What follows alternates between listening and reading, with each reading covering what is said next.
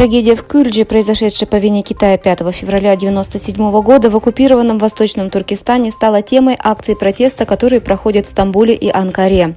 В пресс-релизе мероприятия, организованного Международной ассоциацией неправительственных организаций Восточного Туркестана, приняли участие уйгуры и сочувствующие Восточному Туркестану. Ранее Фонд Уйгурской академии, Фонд исследований Восточного Туркестана и Фонд Всемирного уйгурского Курултая провели в Анкаре собрание памяти мучеников резни в Кюльдже 5 февраля 1997 года. В собрании принимали участие ведущий профессор доктор Эркин Амет, политики, ученые, представители неправительственных организаций и журналисты, а также депутат Стамбульского парламента Доган Бекин и бывший депутат от Хорошей партии в Конье Фахретин Йокуш. Зюмретай Эркин, глава Департамента международных коммуникаций Всемирного уйгурского конгресса, считается важной фигурой в сфере актуализации уйгурских вопросов на международной арене. Известный среди уйгуров, проживающих за границей, своими смелыми изложениями уйгурских проблем, публикациями и различными активными организационными усилиями на международных платформах, особенно в ООН, Зюмретай Эркин сыграл ведущую роль в защите прав уйгуров. 31 января, благодаря своей работе в защиту уйгуров, он был награжден фондом Рузвельта в категории «Свобода вероисповедания» из 4 премий свободы.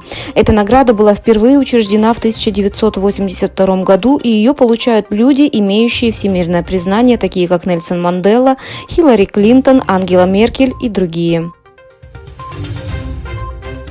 Множество китайцев обратились к посольству США, чтобы выразить свое возмущение по поводу замедления экономики и слабого фондового рынка.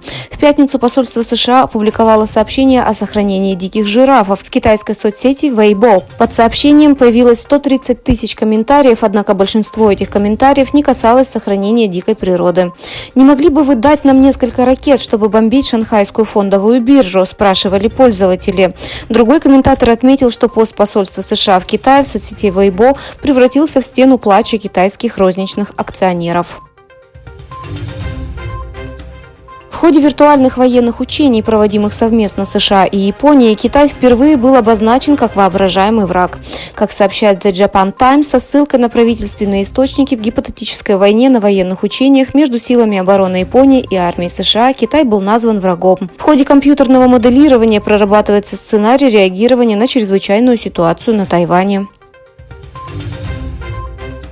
Во время расследования дела о вмешательстве Китая в выборы в Канаде из Министерства иностранных дел канадского правительства просочились большие объемы данных и вся личная информация пользователей, включая сотрудников, которая была скомпрометирована. Канадские СМИ CBC News сообщили, что, согласно информации, основанной на неназванных источниках, инцидент произошел в период с 20 декабря 2023 года по 24 января 2024 года, в результате чего произошел инцидент с безопасностью данных, проиллюстрировавший уязвимости внутренней системы.